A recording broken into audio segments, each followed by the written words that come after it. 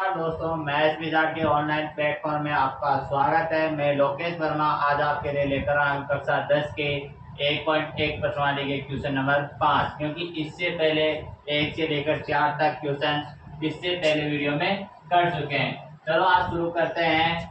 Question number 5, यह question number 5 है। जांच कीजिए कि क्या किसी प्राकृत संख्या n के लिए संख्या 6 की पावर n के अंक 0 पर समाप्त हो सकती है। देखो यहाँ पर इसका सॉल्यूशन, किसी भी संख्या को 0 पर समाप्त होने के लिए उसके गुणनखंड 2 गुणा 5 के रूप में होने चाहिए। यानी किसी भी संख्या को 0 पे समाप्त होने, यानी किसी भी संख्या को, जैसे मान लो 10 है, इसको 0 पर समाप्त है, इसके गुणनखंड क्या होना चाहिए?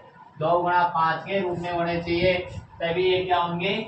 0 पर समाप्त होंगे। देखो इसका सॉल्यूशन है, किसी भी संख्या को 0 पर समाप्त होने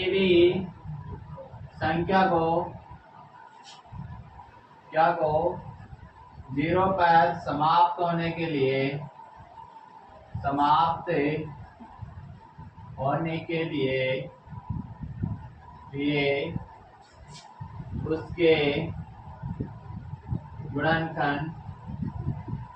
उसके गुणनखंड 2 गुणा 5 के रूप में होने चाहिए।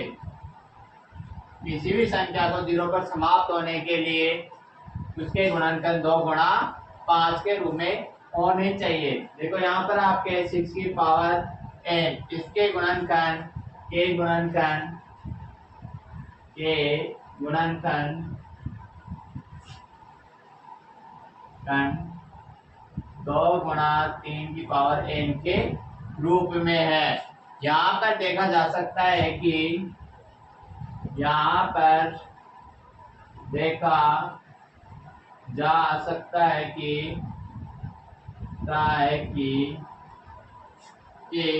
इसमें जो आपके 2 गुणा 3 के रूप में इसके जो गुणनखंड है, इसमें कहीं पर भी 5 नहीं है, यानी 6 की पावर n कभी भी 5 से विभाजित नहीं होगा। 6 की पावर n में का अभाज्य गुणनखंड नहीं है, अभाज्य गुणनखंड नहीं है।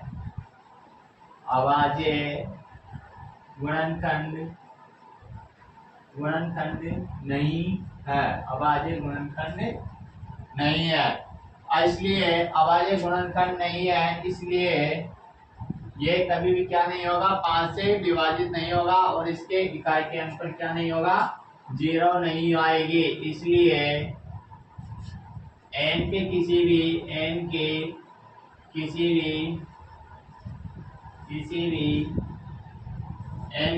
भी मान के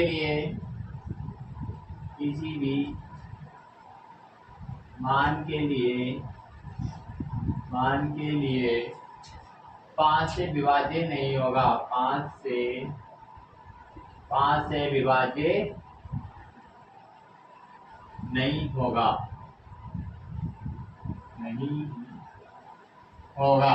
इसलिए किसी भी प्राकृत संख्या के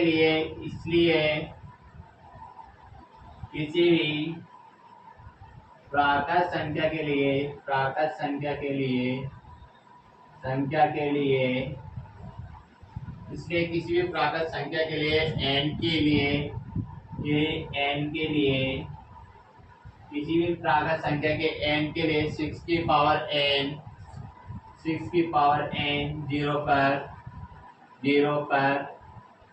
0 पर समाप्त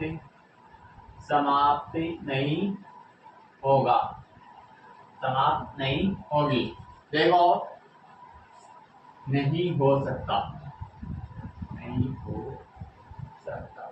ठीक है, देखो जांच कीजिए, किसी भी प्राकृत संख्या के लिए 6 की पावर n 0 पर समाप्त नहीं हो सकता। किसी भी संख्या को 0 पर समाप्त होने के लिए उसका गुणनखंड 2 गुणा 5 के रूप में होना चाहिए। यहाँ पर 6 की पावर n 2 गुणा 3 के रूप में है।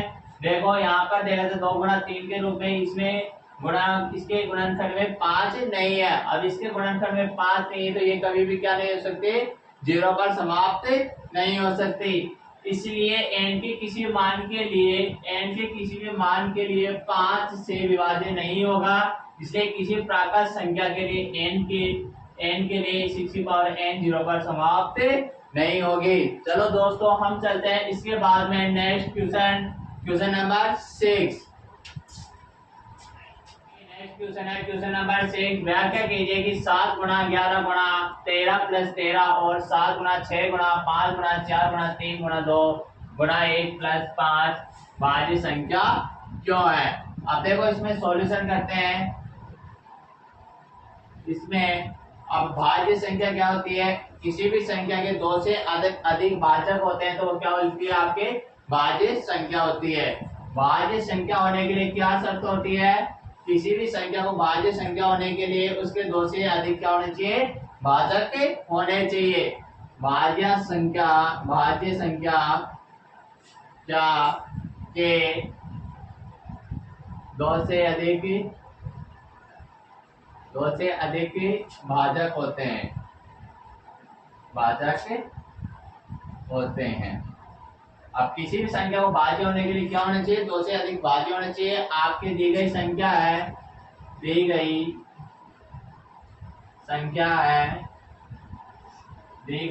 है 7 गुणा 11 गुणा 13 प्लस 13। इसके बाद में इसका सॉल्यूशन करते हैं। यहाँ पे देखो, यहाँ पर आपके 13 है, यहाँ पर 13 है। यहाँ से इस 13 को क्या करते हैं, बाहर निकालते हैं। यहाँ पर 13 का बाहर निकालेंगे तो इसमें भी क्या करेंगे, इसमें भी 13 का डिवाइड देंगे और इसमें भी 13 का डिवाइड देंगे। 13 से 13 कैंसिल हो जाएगा। यहाँ पर बच गया आपके 7 गुणा 11, 13 में 13 का भाग दिया तो यहाँ पर 1, यह आपको यह हो गया। इसके बाद में आपको करना क्या है, इसमें आपके 13 यहाँ पर ऐसे कैसे, इसको 7 को 11 से गुणा करेंगे तो 77 प्लस 1, ये हो गया आपके 13 गुणा 78। आप देखो इधर इसके 78 के टुकड़े होते हैं, 13 गुणा 2 गुणा 3, ठीक है। अब देखो इसके 2 से ज्यादा क्या आ रहे हैं, भाजक आ रहे हैं, अतः ये क्या है, आपके भाज्य संख्या है। इस प्रकार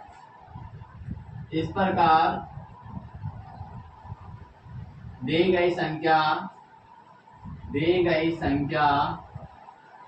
इस प्रकार दी गई संख्या 2 से अधिक भाजक है।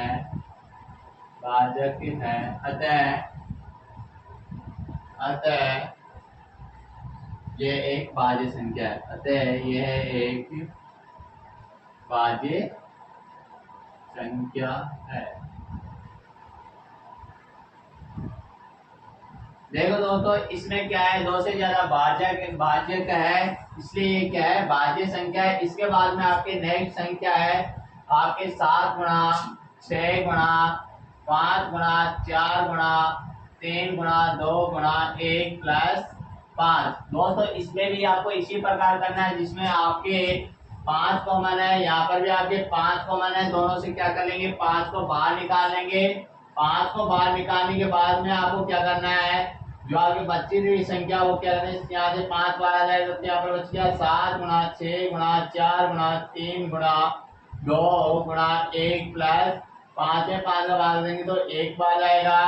यहाँ पर देखो दोस्तों, यहाँ आपके 5 गुणा, इसको गुणा करेंगे 7 के 42, इसको इससे किया तो कितना हो गया 42, इसको किया तो 4 से 12 12 24 प्लस 1।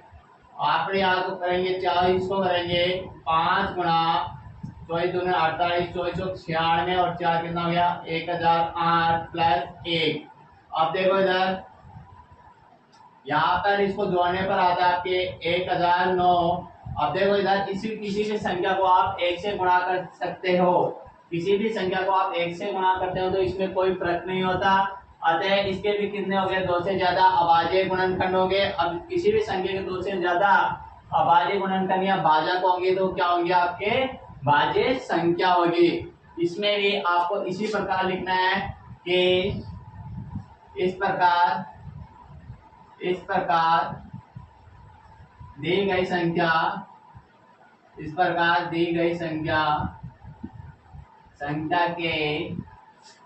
के 2 से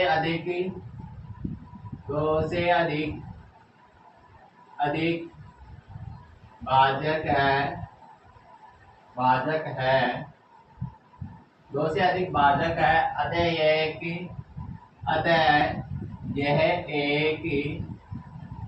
एक भाज्य संख्या है, भाज्य संख्या है। देखो दोस्तों, इसमें क्या करना है आपको, देखो इसमें यहाँ पर हो गया 5 गुणा 1000 9 गुणा, इसमें भी आपके 3 भाजक हो गए। इस प्रकार ये दी गई संख्या 2 से अधिक भाजक आते हैं, एक भाज्य संख्या है। इसी प्रकार हम दोस्तों आगे चलते हैं नेक्स्ट क्वेश्चन। दोस्तों हम चलते हैं नेक्स्ट क्वेश्चन पे, क्वेश्चन नंबर 7। किसी भी खेल के मैदान में चारों ओर एक वृत्ताकार पथ है, इस वृत्ताकार पथ पे इस मैदान का एक चक्कर लगाने में सोनिया को कितने लगते हैं, 18 मिनट लगते हैं, और जबकि इसी मैदान का एक चक्कर लगाने में रवि को 12 मिनट लगते हैं। मान लीजिए दोनों एक स्थान और एक समय पर चलना प्रारंभ करेंगे, तो एक ही दिशा में चलते हैं, तो कितने समय बाद वे पुनः प्रारंभिक स्थान पे मिलेंगे। तो इसका आपको सॉल्यूशन करने के लिए आपको क्या करना है, आपको इसका एलसीएम निकालना पड़ेगा। एलसीएम आएगा वही इसका क्या हो जाएगा, प्रारंभिक स्थान हो जाएगा। यानी रवि को लगते हैं, रवि का समय है आपके पास समय 12 मिनट। सोनिया का समय है 18 मिनट। तो यानी जबकि 18 मिनट, एक समय बाद दोनों अपने प्रारंभिक स्थान में मिलेंगे। एक समय बाद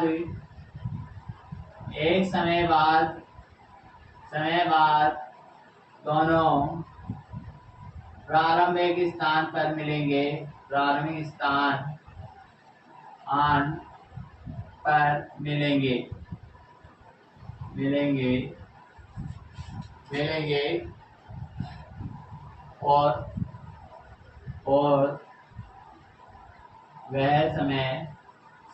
और वह समय 12 और 18 का एलसीएम होगा। यानी दोनों एक ही समय पे प्रारंभ करते हैं और एक समय पे कब मिलेंगे, दोनों 12 और 18 का क्या होगा, एलसीएम होगा। अब 12 का और 18 का क्या करना है, आपको एलसीएम करना है। 12 और 18 का एलसीएम करने के लिए क्या करेंगे, 12 का और 18 का गुणनखंड लिखेंगे। 12 का गुणनखंड होते हैं आपके 2 गुणा 2 गुणा 3। इसी प्रकार हम 18 के लिखेंगे तो 2 गुणा 3 गुणा 3। इसका आपको एलसीएम निकालना है। जो आपकी कॉमन चीज है उसको क्या करते हैं, 1 टाइम राइट करते हैं, 1 टाइम लिखेंगे, और जो आपके बिना कॉमन है उसको ऐसे कैसे राइट करेंगे। यानी कुल मिला के बात है, इसमें आपको लिख सकते हैं 2 की पावर 2 गुणा 3, इसमें लिख सकते हैं 2 गुणा 3 की पावर 2। जो इसमें सबसे बड़ी पावर होती है वही यहाँ पर क्या करते हैं, एलसीएम में लेते हैं। इसमें सबसे बड़ी पावर, दोनों में सबसे बड़ी पावर कॉमन है, वो है 2 की पावर 2, और नीचे वाले में है 3 की पावर 2। ये इसका क्या हो जाएगा, एलसीएम। इसका एलसीएम हो जाएगा आपके 36। यानी 12 और 18 का एलसीएम क्या हो जाएगा, 36 हो जाएगा। इस प्रकार रवि और सोनिया 36 मिनट के बाद दोनों अपने प्रारंभिक स्थान पर मिलेंगे। इस प्रकार रवि और सोनिया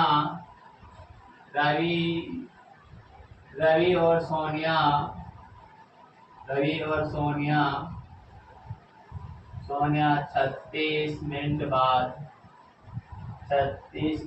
बाद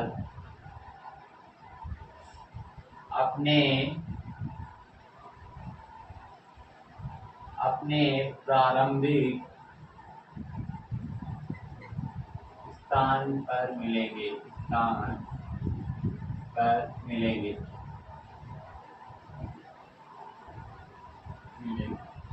देखो दोस्तों, आज के लिए इतना ही, फिर मिलेंगे नेक्स्ट वीडियो में। Thank you.